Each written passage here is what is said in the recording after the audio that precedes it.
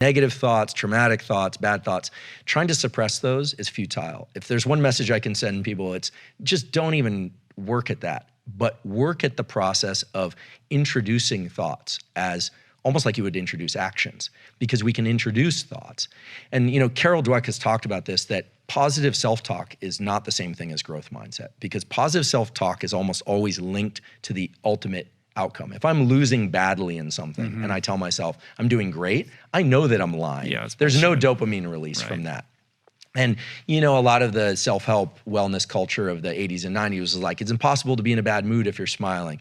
We wouldn't have any depression on the planet if that's true. There's probably some feedback from the face to the brain, but it's not that simple.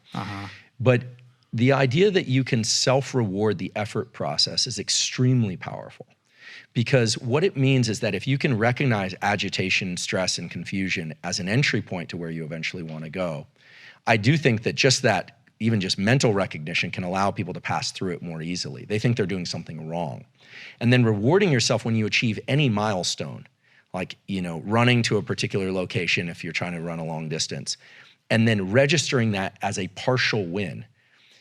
What we know is that the dopamine that's released in response to that suppresses the total amount of adrenaline and gives you more room, more time, more energy to run in the running example. And this is anchored in a real scientific result.